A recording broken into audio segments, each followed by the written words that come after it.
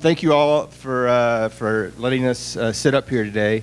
I will let you know that Adam is the expert. I am not an expert on data centers. I'm a hydrogeologist at the Bureau of Economic Geology. We have a group there called Compass that has been working very diligently over the last few years to try to engage with industry, the data center industry, people like Google, Amazon, folks like that. And Dr. Ning Lin should be sitting on the stage today, but she was unable to make it. So you get a hydrogeologist. So I'll do my best to provide perspective on data centers because this is a very important topic. I want to start off with a question. Do any of you live in a community with an existing or planned data center?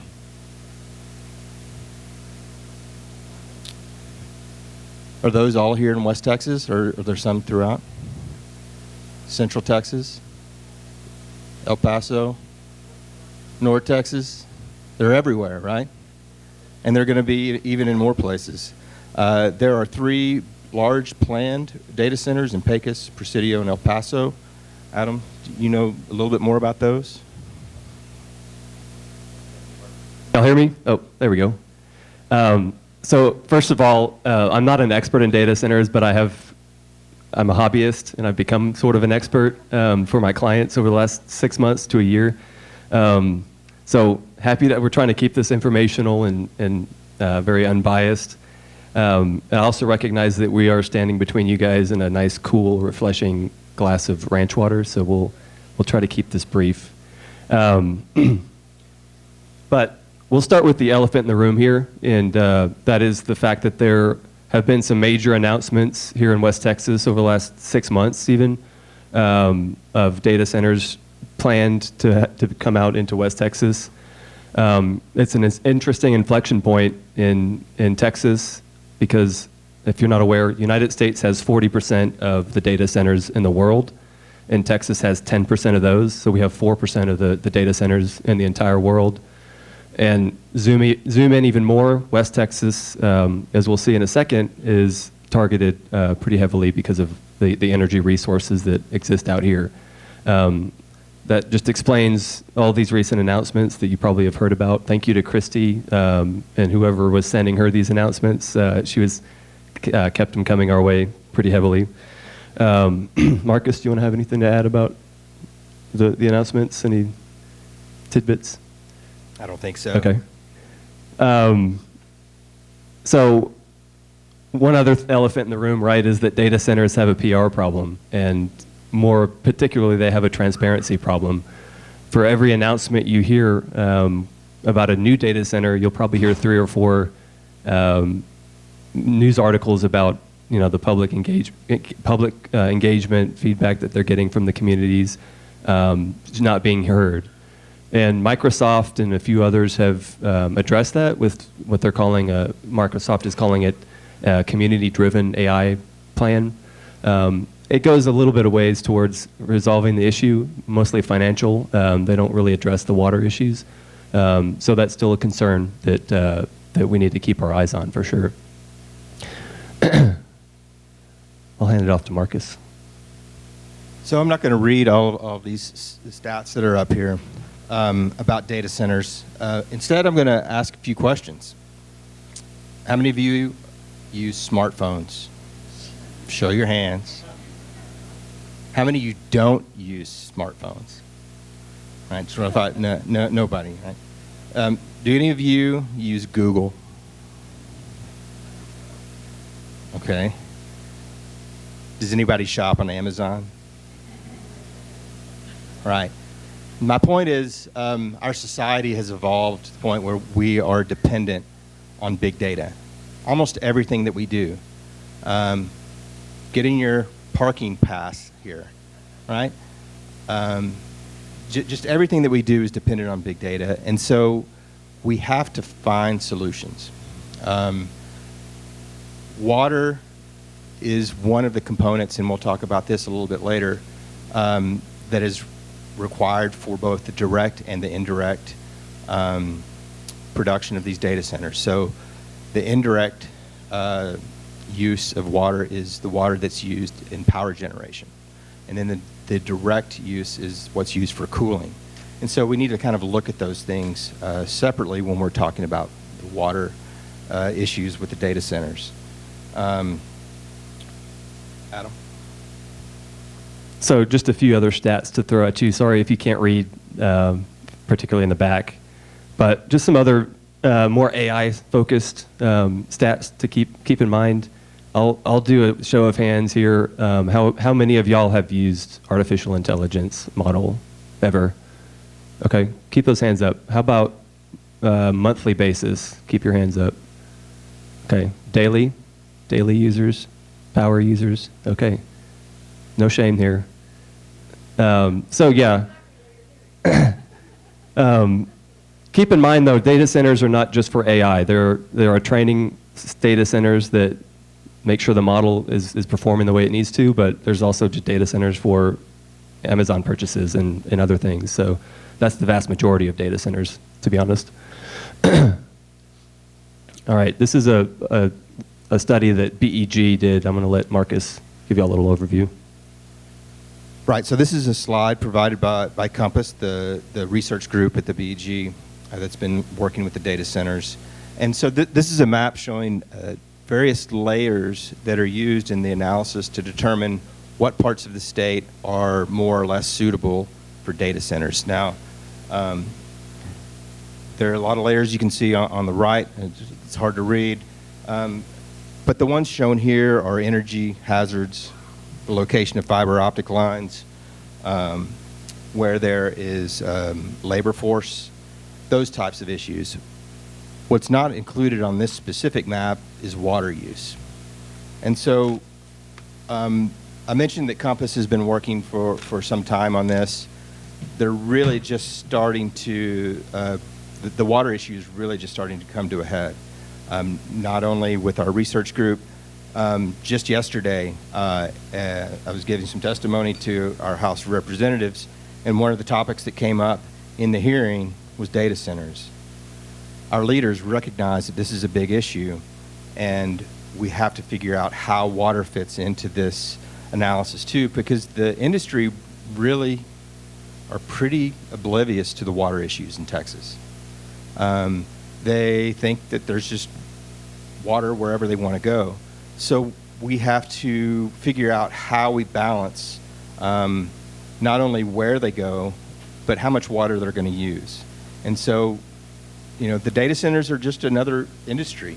It's just an industry that some of them could demand a lot of water, but that's not in all cases. So I think it's important when we think about data centers that not all data centers are the same. There's different sizes. They use different technologies to cool. Those direct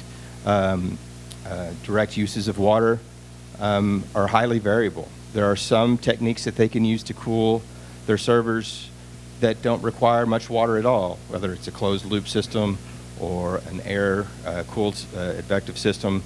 A lot of different options. And so when it comes to water, I think what we have to do as a community is be aware of where they're being proposed. Where are they going to get the water? Is it surface water? Is it groundwater? Is it produced water like we just heard about? Is it reused water?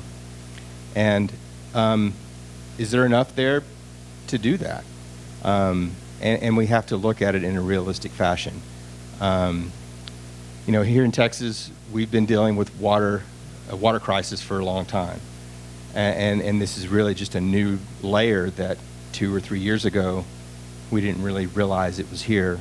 And we have to figure out how to direct this new technology in a way that's sustainable when it comes to water. Thank you, Marcus. One thing I'd want to add about this map is that it's only showing you the larger data centers. As I said, we're 10% of the country. There's 500 data centers in Texas. This is the large ones. There are dozens and dozens of crypto mining facilities in West Texas. I think pretty much every county has one, but they're all on the smaller side. So just keep that in mind. There's a map resource that I'll show on the last slide that you can see information about every data center in Texas. It's a really helpful map. So this is something that I had to create myself. Anyone want to guess how I created it? I was banging my head against the wall, and it using I'll name names. Is it a self-portrait? Yeah, I've turned into a data center. I've done that. Self-portrait of AI. Oh yeah. Well, it was being very cantankerous at first, and I think it was self-preservation. It was like, no, the public doesn't need to know this information. But I finally got it to work, and this is meant to just show you basically all the different avenues that water is used in a data center. There's this cooling of the server, and I've talked to people in many of these industries. We have a direct-to-chip colleague that he's given me some information, natural gas generation. But you can see here just the three major ones are, okay, you have to cool the chips, right? It creates a ton of heat. You have to move that heat and reject it outside of the building itself. And then there's water related to generating that power. And you can see, hopefully, that there's different types of power generation. The thickness of the streams is meant to be a general magnitude of how much water is needed for these different techniques. But even within like natural gas, it can be a very water hog power generation, or it can be very water efficient. So you have to know the exact configuration of the data center. So I'm sorry, I'm not going to be able to give you a number of how much water a data center uses. It's really dependent. Let me back up here. Do we have any folks in the audience that work in the water utility sector? I know I looked at the list and I figured there probably weren't too many. Okay, we got one. Do you have any data centers in your service area? No? Okay. So that's okay. This slide is good for the general public too, because what it's meant to do is, and this is according to Adam Connor, all of my comments are my thoughts, not my company's or any boards that I sit on. But as I've been looking at information, these are the things that came up to me. My perspective is that I help water utilities find new water, and a lot of them have been coming at me and saying, how much water is this data center going to need in the future? And I'm like, 6 months ago, I had no idea. I've gotten into the weeds here. So here's just a list of some questions that your utility should be asking right at the start. Obviously, you know, the power source is a big thing. That can be a big water user. Also, the water, what are they going to use for water? We were talking about this earlier. It's mostly just groundwater, reuse. You want to Right, there's just so many options that are available. So that's the primary question. But surface water is mostly already accounted for in the state of Texas. So unless they're getting water from somebody who already has those surface water rights, they're going to have to look somewhere else. The next easiest place is groundwater. And, you know, in Texas, we have 99 groundwater conservation districts that have a varied set of rules that manage how groundwater gets extracted. So these data centers should have to go through that process, that permitting process, just like any other industry or water utility would have to go through. Where the challenge is, there are areas that are called white areas. These are counties that don't have groundwater conservation districts. There's not a layer of checks and balances to really restrict someone from putting in a well and pumping a lot of water out. And so that's where it gets really tricky, and something, again, as a community, we have to be very aware of the process that these data centers have to go through to get their facility operational, and where are they going to get their water. So it's varied. It was really interesting, the presentations before talking about the produced water. In West Texas, that is a water source for various uses, and one that should be looked at and probably have a priority for this type of application, as opposed to potable water that people and ecosystems need to survive. I've never directly communicated with any data center people. My clients have. My sense is that it's going to be hard to pry this information out of them, but you have to at least make the effort and hold them accountable. It is hard, and I know that's one of the things that the group at Compass has been working on, to try to facilitate those those communications and also communicate with the state entities like the Public Utility Commission, the PUC, the Texas Water Development Board.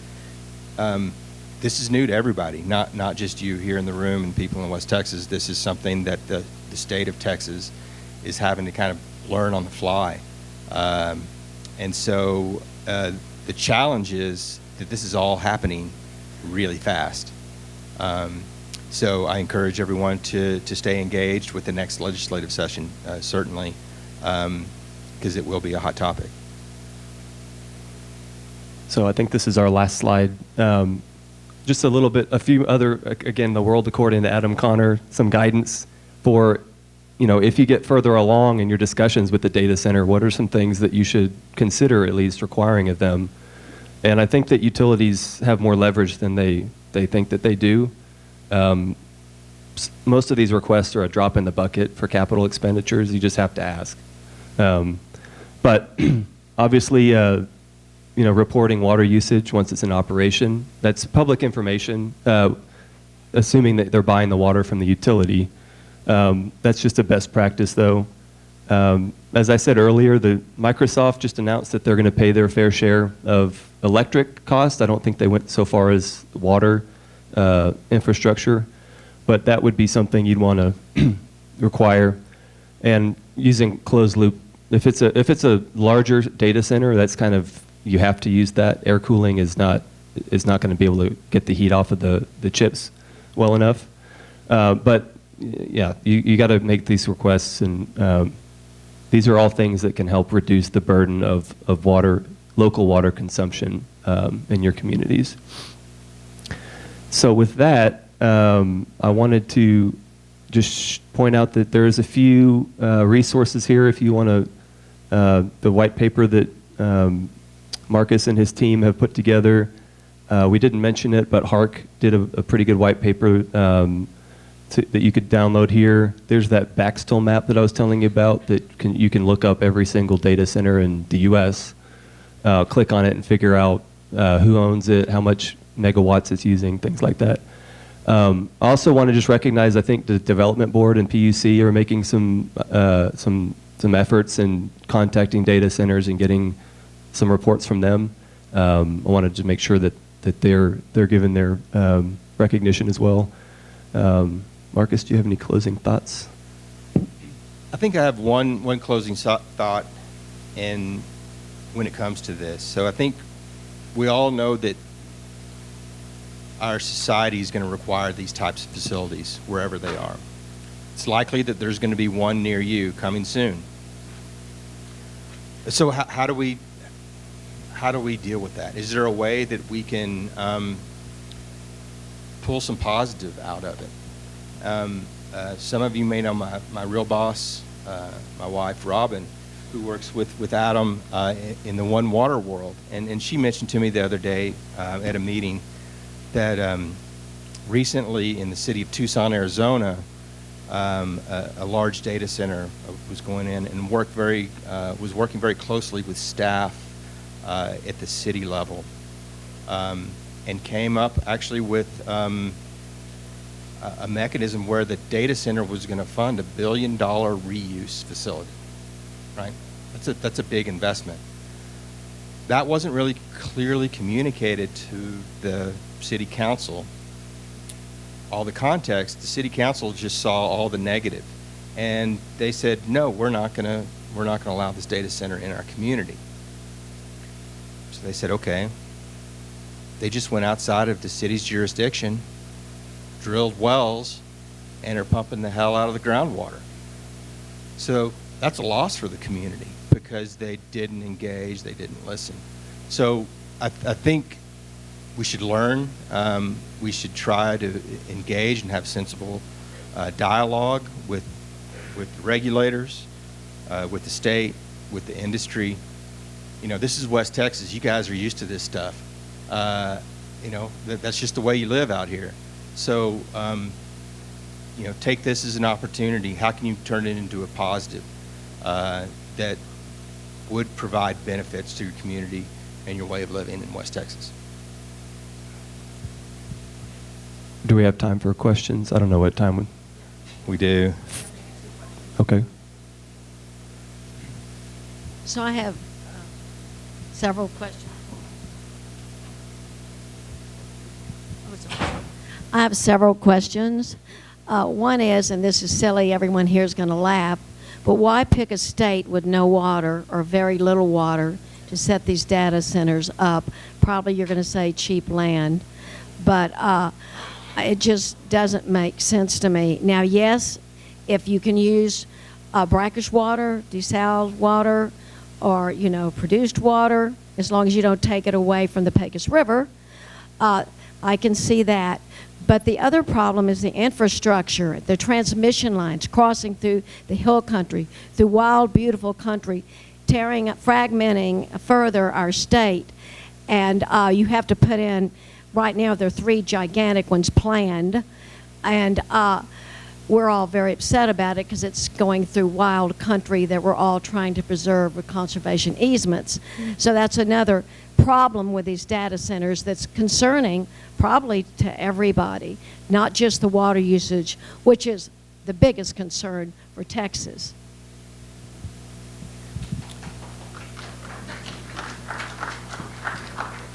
That's a pretty powerful question, and one that I don't think we'll be able to answer too much, but I am sympathetic. I mean, I'm from North Texas.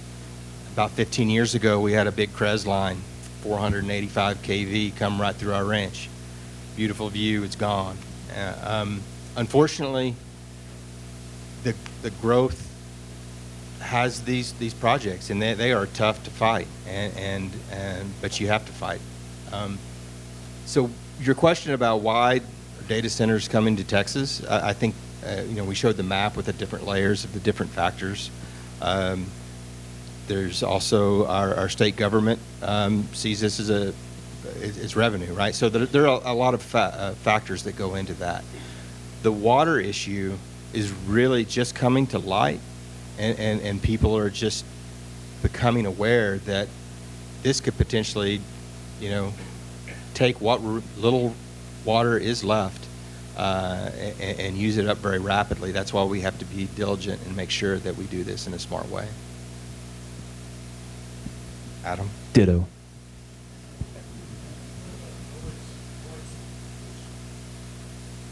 Noise pollution. I'm not aware of that. Adam, are you? Yeah, I've heard that it's a concern. I don't really know.